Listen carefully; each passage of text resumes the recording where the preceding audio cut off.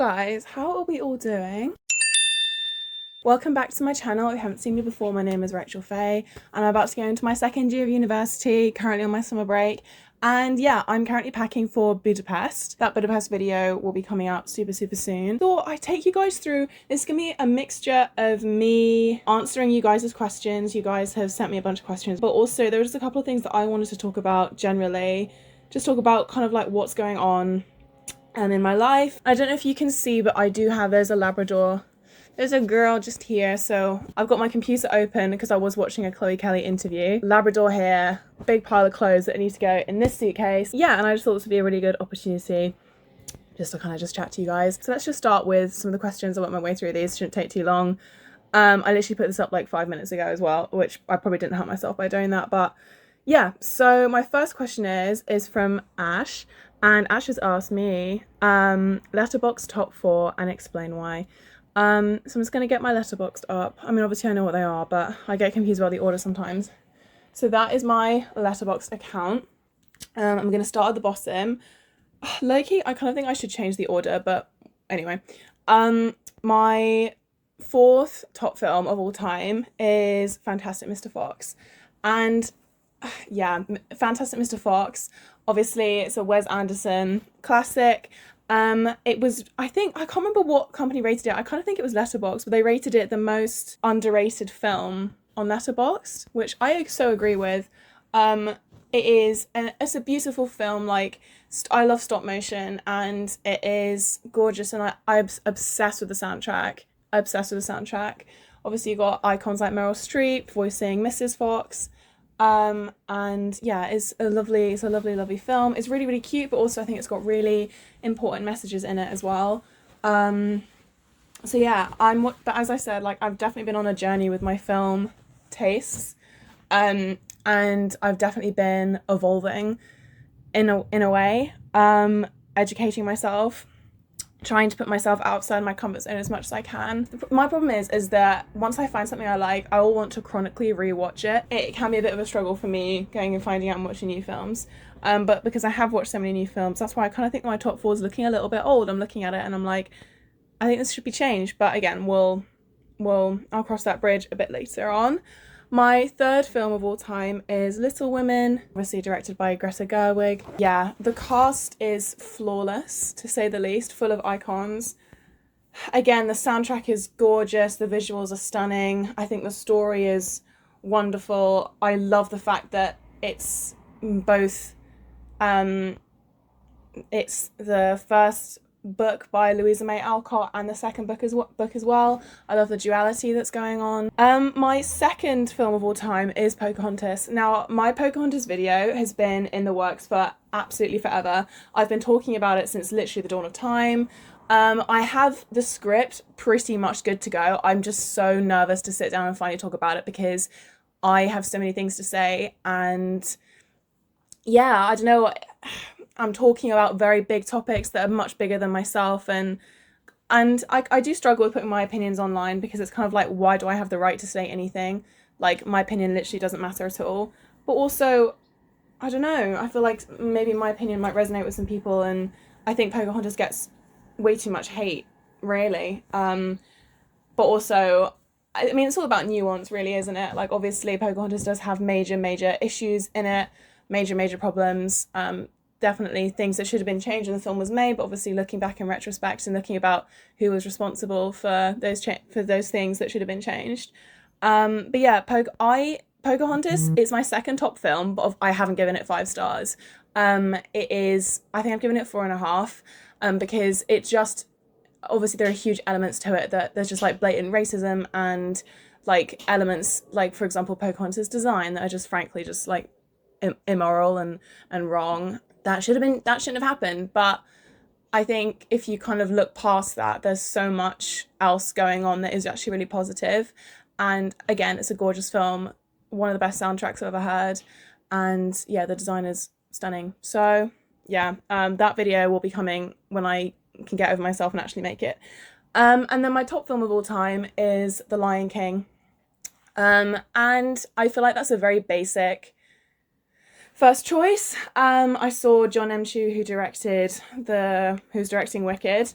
have a similar, also say that Lion King was his top film. It's a bit basic, but at the end of the day, obviously I'm going to stand by my own choices and the character arcs, the development.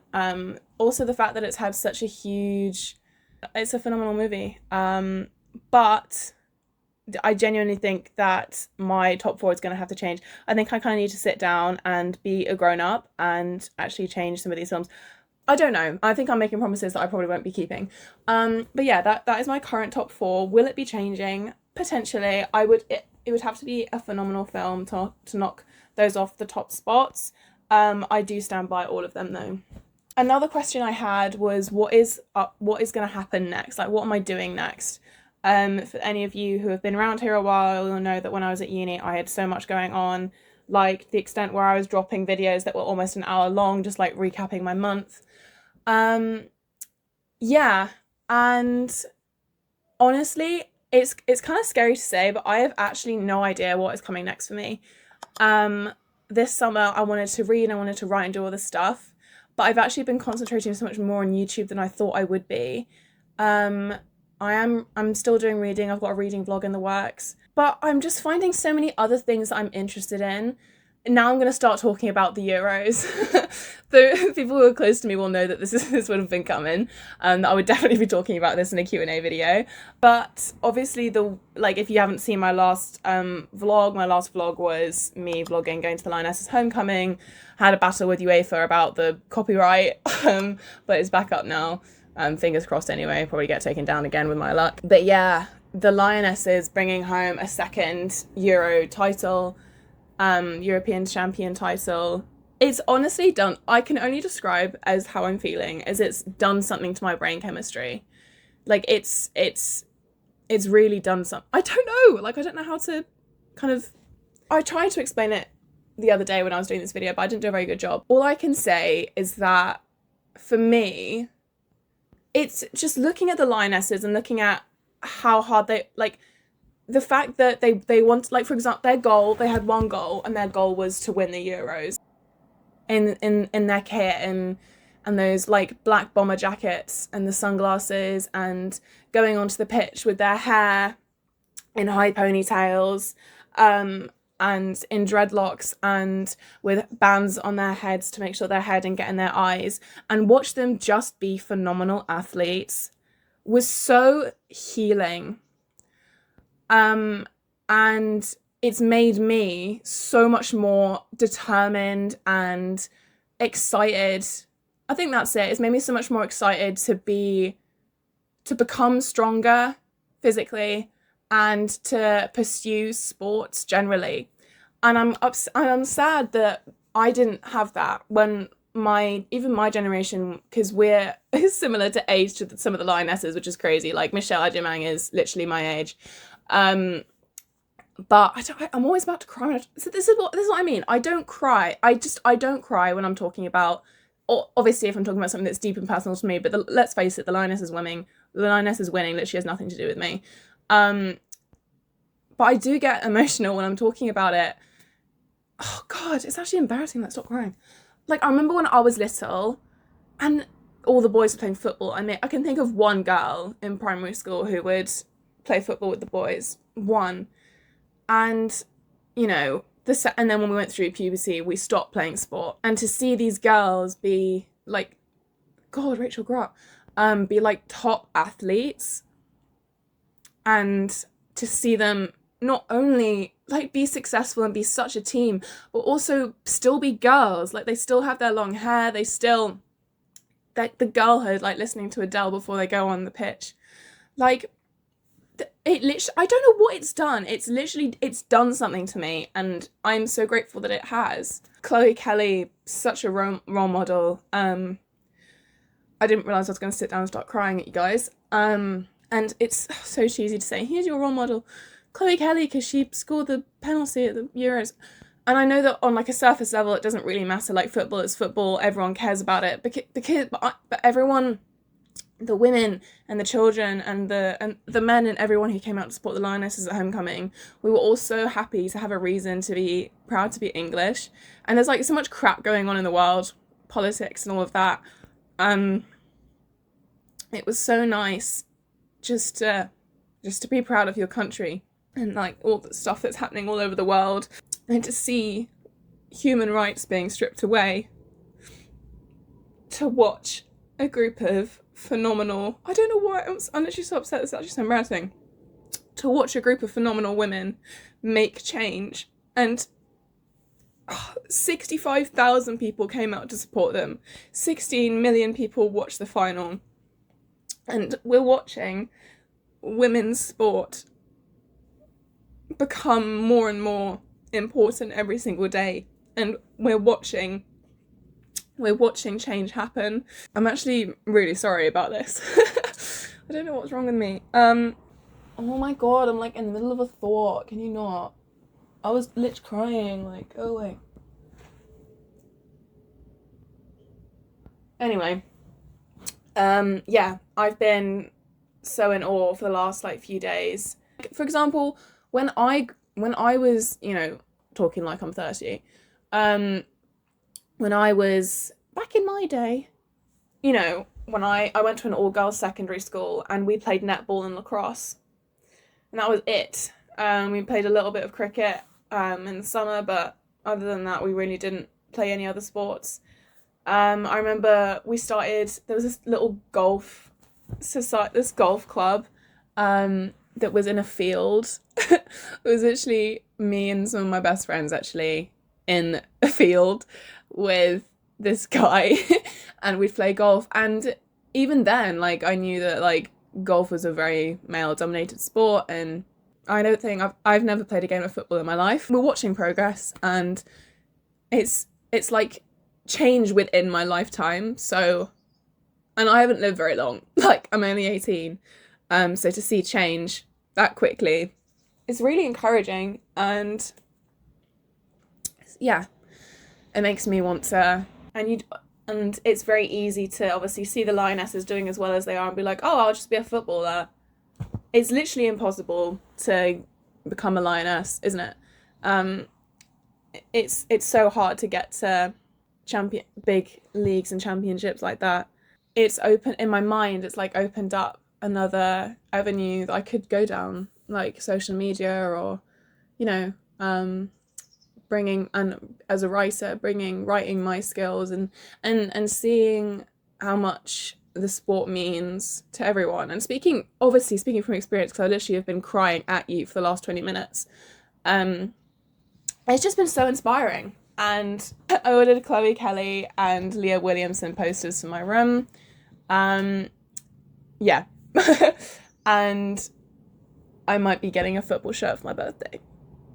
So, like, genuinely, and I know so many other people will be feeling the same, like when we went to the stadium and we saw everyone in the crowds. I need to leave some stuff out because I'll go to the airport, and yeah, in a world where sometimes things seem to be going backwards, to finally see change. And Leah Williamson's speech really got me.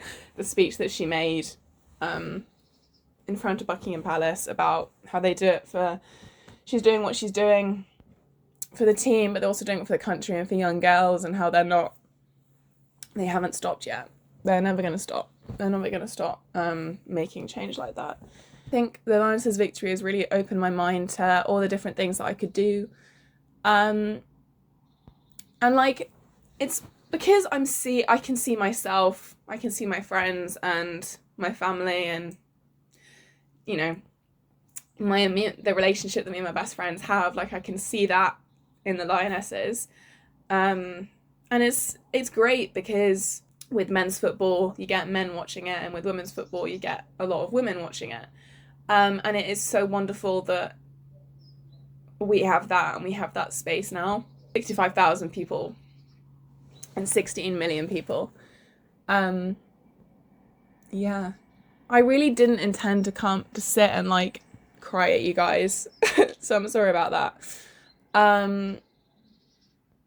I just don't think that this can be underestimated in its effects, because I've never been able to identify with, or I've never really engaged with football before. Like, I remember when I was at sixth form, there was this girl, Emma, I don't know if you're watching this, but just in case you are, I remember sitting in flute group, whatever it was called, and I remember you sitting and telling me about Arsenal and telling me about the Lionesses. I remember thinking, oh, this is so cool that, I remember sitting there being like, I'm so glad that you had had a space and see yourself in those role models and be an Arsenal fan of these amazing girls.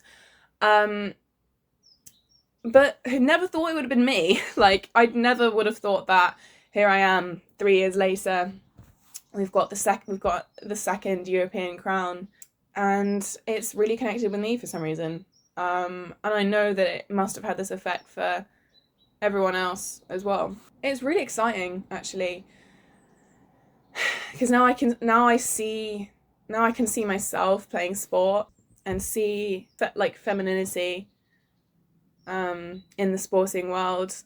It makes me want to engage with it more, and maybe I could write about sports articles and be involved in that world. And something that really came across, because I've literally been living and breathing Lionesses ever since. Like, I've been watching every interview, all the podcasts, everything I can get my hands on, because again, something switched in my brain.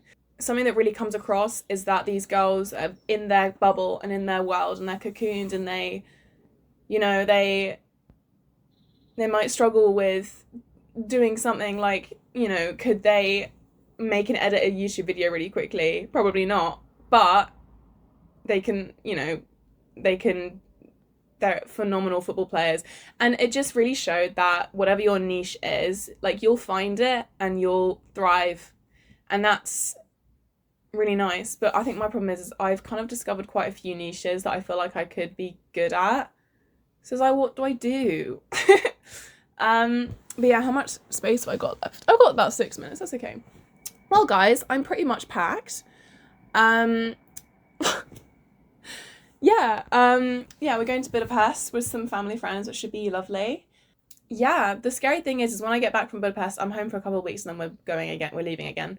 But when I come back here, I'm gonna have to pack for second year, because we're away for pretty much the rest of the summer, which means that I need to pack for uni now when I get back.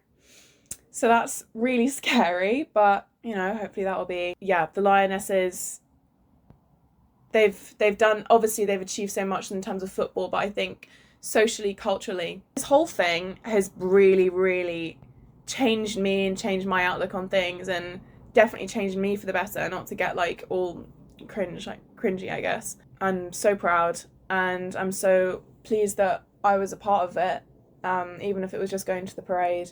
I'm very excited for what the future holds, whatever that is. Like another avenue that I can go down, another world that I can know stuff about. Anyway, thank you guys for watching this video. I know it was so random, but yeah, I literally I answered like 2 questions, so sorry if I didn't get around to yours.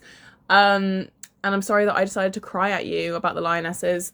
That was not intended. I didn't even realise that it affected me that much until I started talking about it like on a deeper level and tried to actually kind of spell out how I was feeling. Phenomenal. What an amazing few days. Yeah, I love you guys so much. If you made it to the end of the video, comment down below the football emoji. Yeah, I'll see you guys so super soon. See you in the next one. Make sure you watch my Budapest video when it comes out. Stay safe. Bye.